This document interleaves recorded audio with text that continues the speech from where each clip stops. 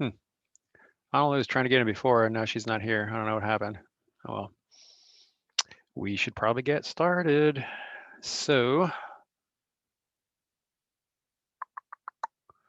me straight on my screens here.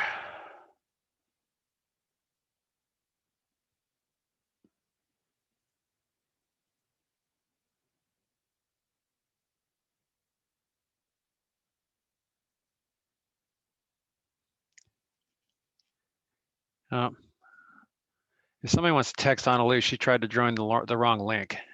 She's trying to get in a second bell, so she's probably wondering what's going on right now. If you could text her, that'd be great. I'll watch for her. In the meantime.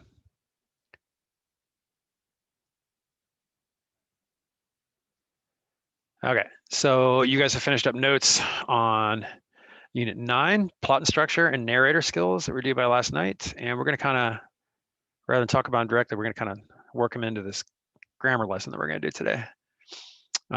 That, if you haven't noticed, finishes our last set of videos that don't have to do with writing, okay?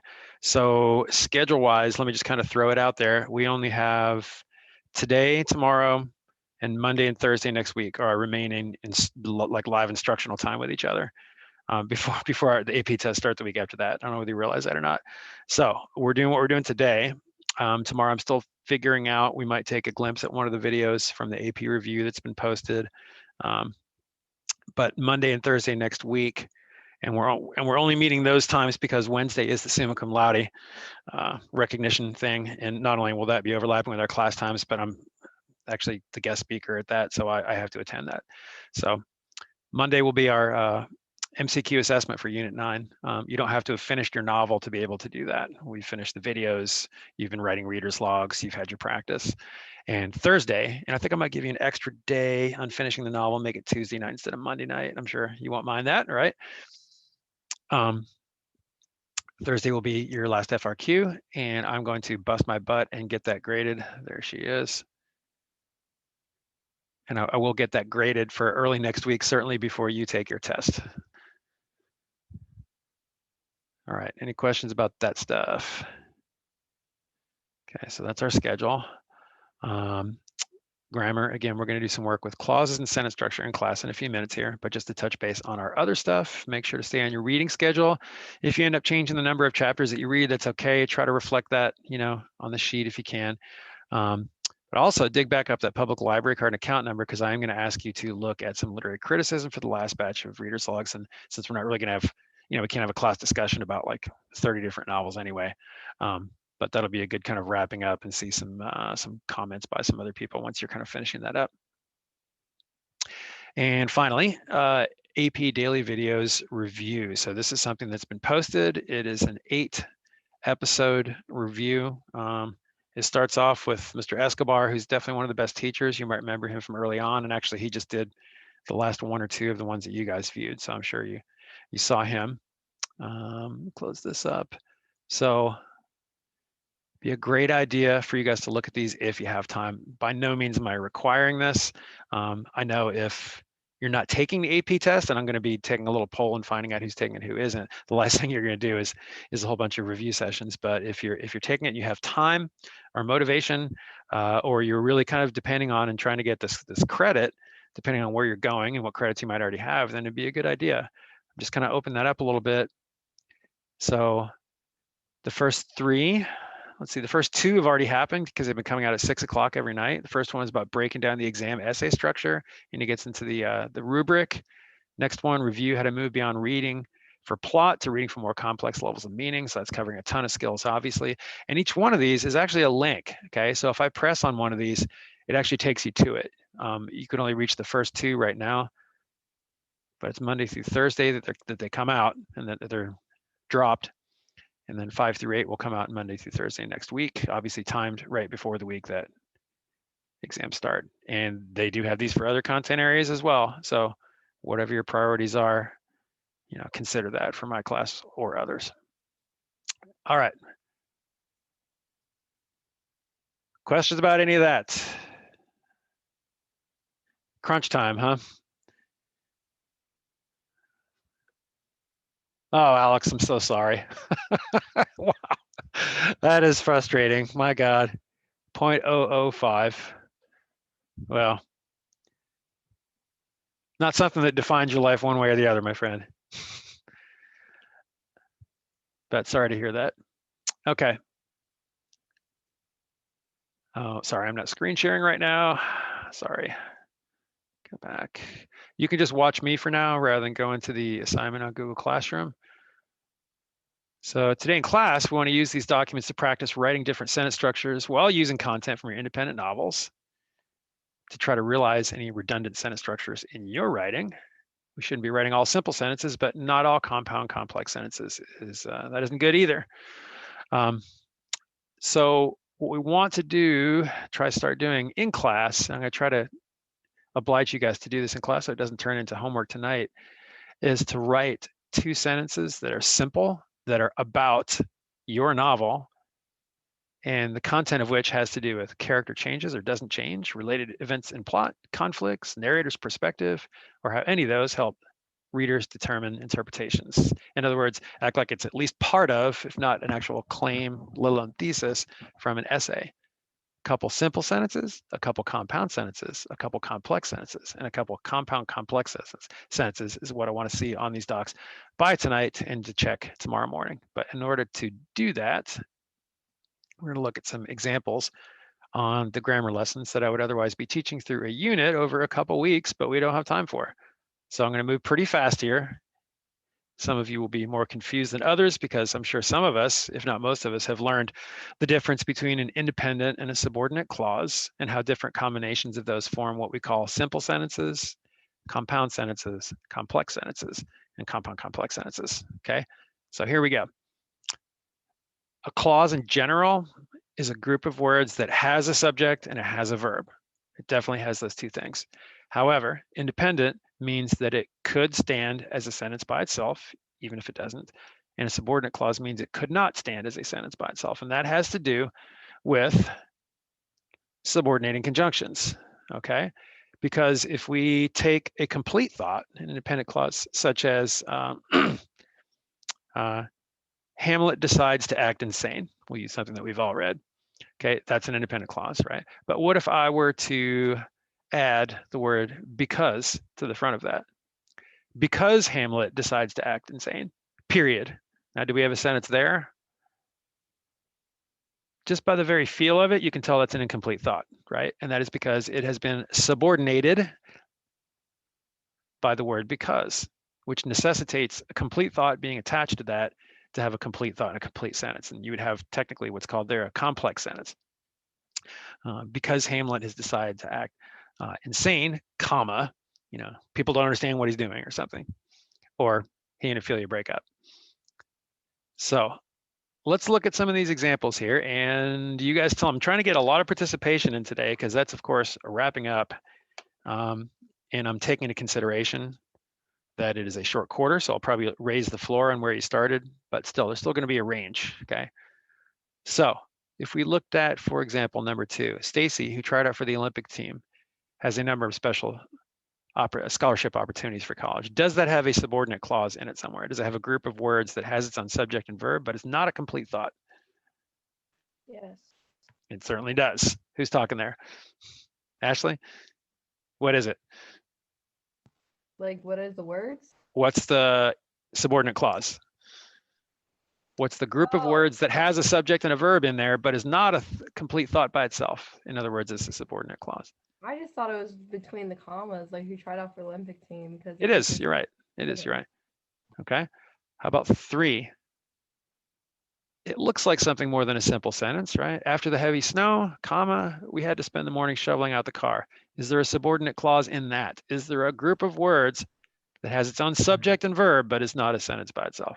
Because after the heavy snow, although it does have after in it, it's not really a subordinate clause. Great job, because after can also be a preposition, right? And that's what this is. Now, that's still a good sentence construction, and you're getting above just a regular simple sentence by itself in its simplest form, okay? You have a transition using a descriptive prepositional phrase. That's good too. Nothing wrong with that, but it is not a subordinate clause. How about 4? Is there a subordinate clause in that one? Yes. Who's that talking? Carly, what is it? As far as I can tell. Good job. Okay, so as far as is kind of a we would call that a compound subordinating conjunction, right? And then I can tell. Okay, that's your subject and verb there, right? And then there aren't as many choices for us to consider is an independent clause. So again, we would call that a complex sentence. Okay, kind of get the idea. They can be at the beginning of the sentence. They can be embedded in the middle. Sometimes they're set off by commas. Sometimes they aren't, or sometimes it could be the last one. All right, now moving on beyond that, I know we're moving fast. Let's look at the difference between a simple and a compound sentence. So a simple sentence has a complete subject and a complete verb, but that's it. It's just one set of that. That doesn't mean that it can't have two subjects, right? Pansies and lilacs filled the flower boxes. There's two subjects there, but it's still just one clause. So that's a simple sentence. Doesn't mean that it can't have two verbs. Several dogs sniffed and searched through the loose garbage. Has two verbs. Still a simple sentence though, right? Several dogs sniffed through the loose garbage, comma, and several other dogs carried some off. Now that would be a compound sentence, right? So if we have two or more simple sentences, each considered a main, that's the word for independent, comprise a compound sentence. It's always going to be connected either by comma and a coordinating conjunction, which are and, but, or, for, so, yet, or nor. And there's an acronym for that, fanboys, if you want to remember all those, or a semicolon. Hardly anybody uses a semicolon correctly. I'm convinced about 2% of the population knows how to do that. And the tricky part is people use a semicolon and they want to go ahead and stick an and or a but in there. That's not how it works. You can stick a transition word like however, or therefore, or moreover, and those are what's called conjunctive adverbs, okay? But not a coordinating conjunction. It's a comma and a coordinating conjunction, or just a semicolon, or a semicolon and a transitional conjunctive adverb like that. That's how you make compound sentences, okay? You could also have 3 independent clauses. You don't want to have too many. And you definitely don't want to do something like spring arrived late this year, comma, Mona's garden was as beautiful as ever. That is the cardinal sin known as the comma splice, okay? Have you heard of that before? Now, don't do that. That does not look like you know what you're doing with sentences. And if you were allowed to do that, then we wouldn't need periods. We could just keep putting commas, okay? All right. I've got a chat comment here. Should we avoid using semicolons then, so we don't risk using it incorrectly? You certainly, that's a great question, Ariana, and you definitely don't need to feel any obligation to make a purposeful effort to look where to use a semicolon, especially in a hurried, timed writing. So, you know, if you look at this right here, it's not that complicated to use it. But you don't need, you shouldn't have a whole bunch of them, right? It's all right, I want to hook these two relatively compact independent clauses together, but I don't feel like any of the subordinating conjunctions really need to be used. I just want to kind of add this on, and you can just use a semicolon. No obligation. Okay, simple or compound? How about that one? Speak up. Compound. Compound, of course. Comma but. Who's talking there, Ashley? Yep. Okay.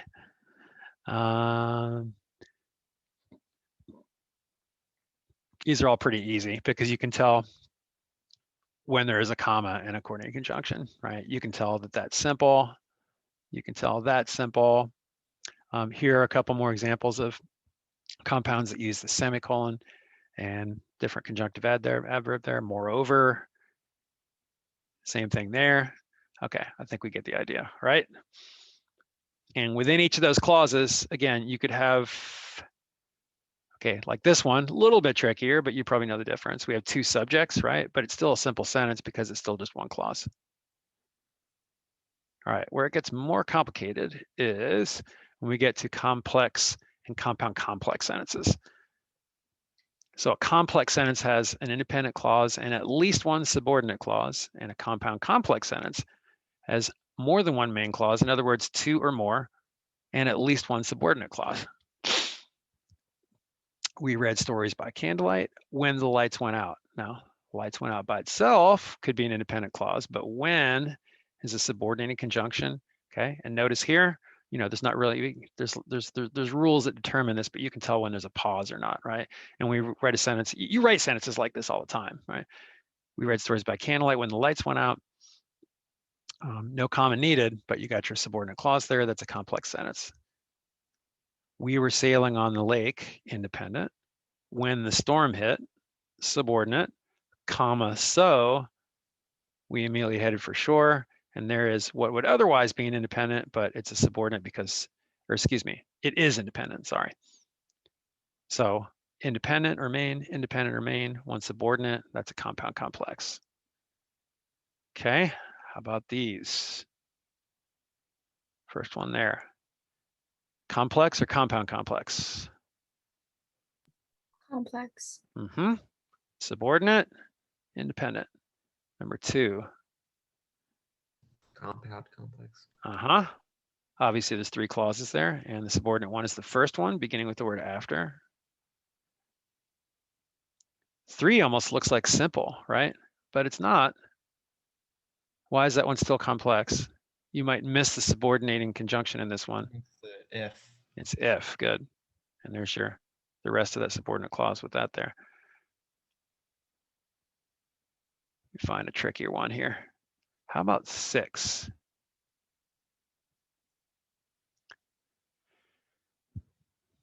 Complex. Was that Bhavya? You guys agree?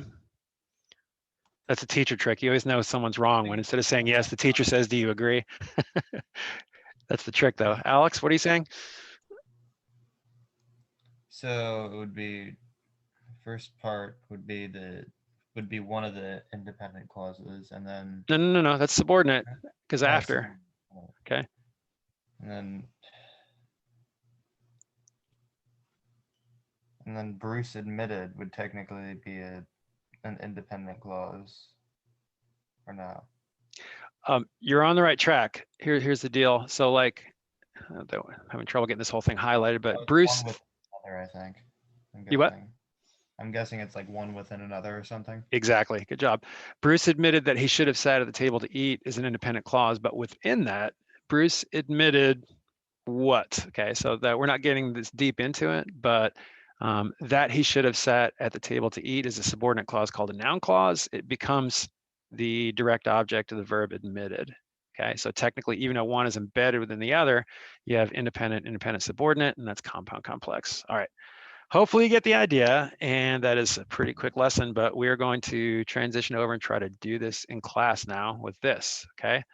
So keeping in mind what you've been learning in your videos and keeping in mind your novel, let's everybody right now open up your own document and try to write at least two simple sentences. Try to get some good qualifiers and descriptors and maybe some literary terms in there if you can, but if nothing else, 2 simple sentences about a character in your novel or about what the author is doing, related plot events, changing perspective, the narrator, any of that good stuff. And then I think rather than share out loud to see examples, it'd be good if we threw these into chat. So I'm going to come off the screen share. Honolulu loves semicolons. You got those down? I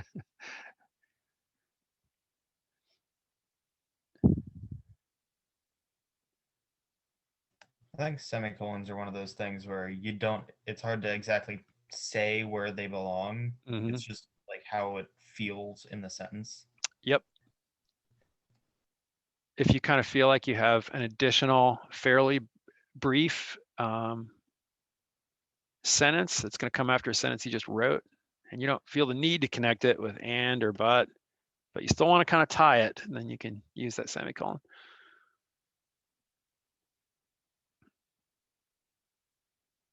The author uses multiple perspectives throughout the book. Okay, there you go.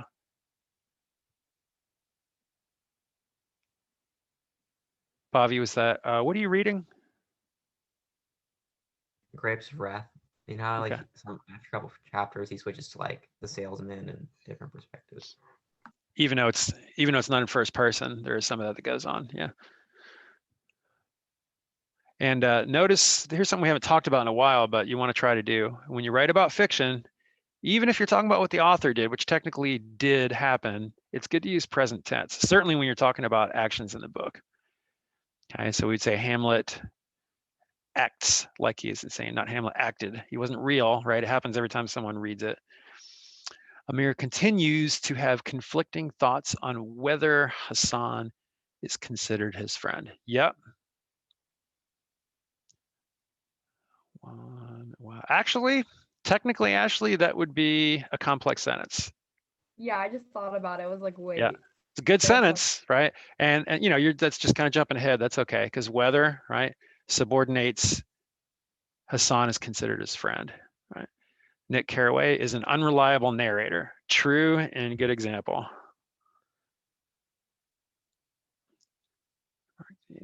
Henley is a reckless drunkard.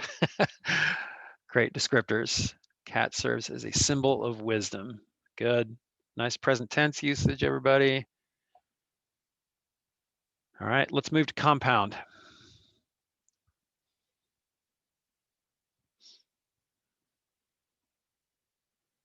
We're gonna have some brave semicolon users on this one.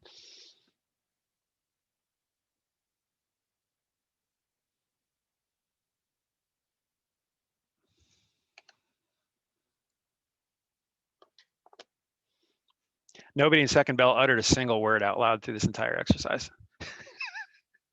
we need you back, Ashley.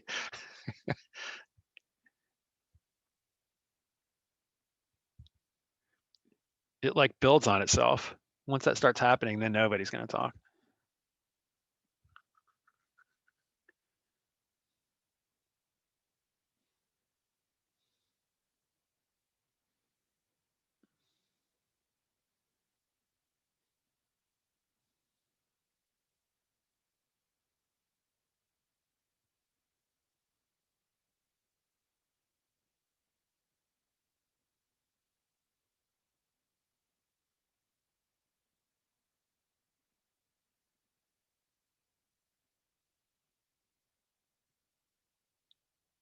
We have till 10:15, right?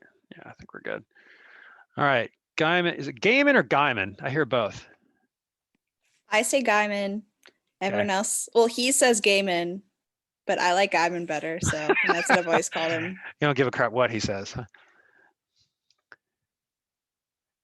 Gaiman uses third person limited, comma, but the other characters voice their opinions regularly. Excellent. The Jodes are moving west. Semicolon, conjunctive adverb, however, comma, they need more money before they make the journey. That, what did Bavia accidentally do there? What did he go ahead and make the jump to? What's that there? Aha, it's got a subordinate clause in there. So technically that would not be only be complex, but would be Compound complex. compound complex. Yeah, quit trying to be so smart, Bavia. One thing at a time. Showing off.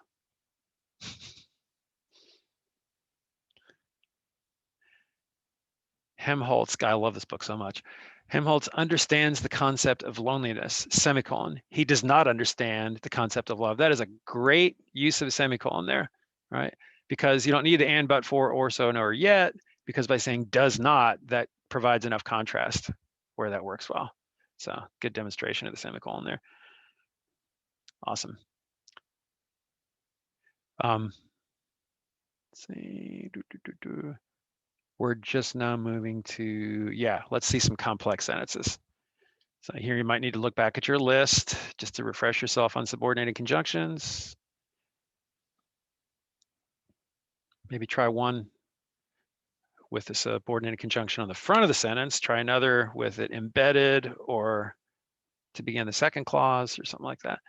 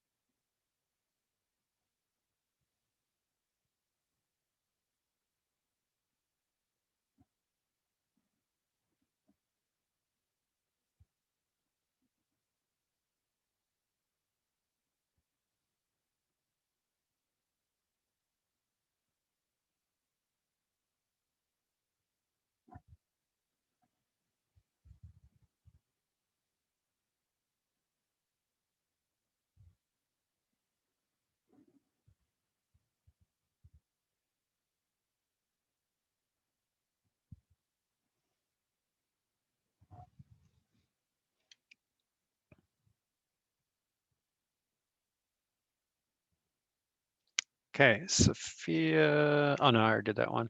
Ariana, after her marriage, Nellie moved in with Kathy to the Linton household. Almost, but not quite. What's this here?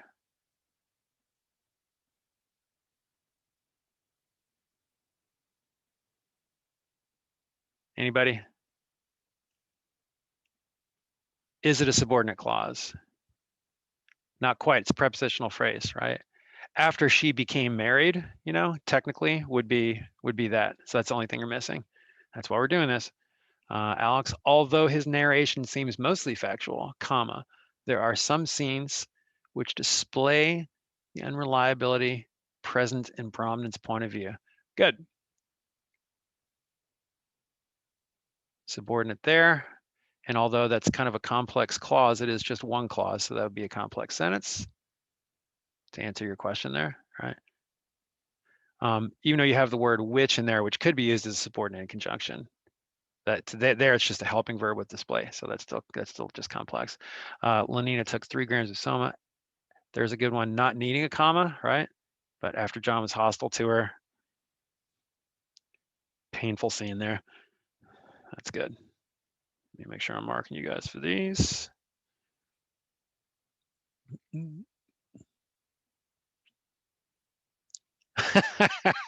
It's nuts, I'm telling you. Sophia, are you kind of a science person in general? Yeah, so that was a great selection. Is that kind of why you chose that? Yeah, it's a great choice for you. And still plenty of depth and complexity in that book for sure. I'd love to chat with you when you're finished it. Okay, Granddaddy of them all. Compound complex. Let's try that.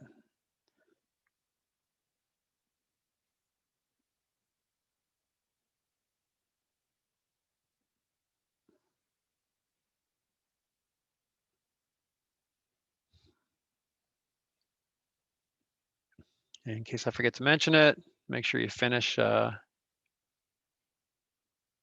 whole doc by tonight at the latest. Hopefully we're doing it now.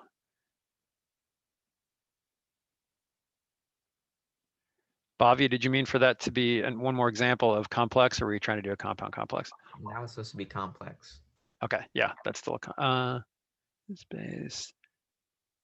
That is not, because you did comma but, okay? So technically that's compound still, okay?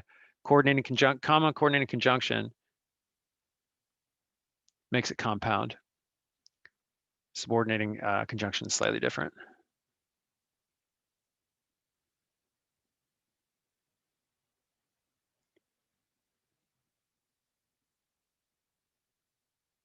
Like if you said, because it is based on the lifestyle of people during the Dust Bowl, comma, the author creates a fictional story. That would be a complex sentence. Okay, first attempt at compound complex. Huxley demonstrated the irony of a utopian society when he takes us to the savage reservation. Okay, so she has embedded the subordinate clause when he takes us to the savage reservation, right? Better yet, say when he takes readers to the savage reservation, and then you avoid first person if you can. Comma, but it may be lost on some readers. The irony of a utopian society. Yeah, that sounds like a good essay there about setting. That is compound complex. Good job. Everybody's going to want to read Brave New World now. Poor John, huh?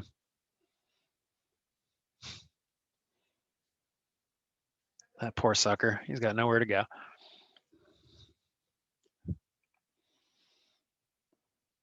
Let's see, at least a couple more before we go, but we only have a couple minutes left.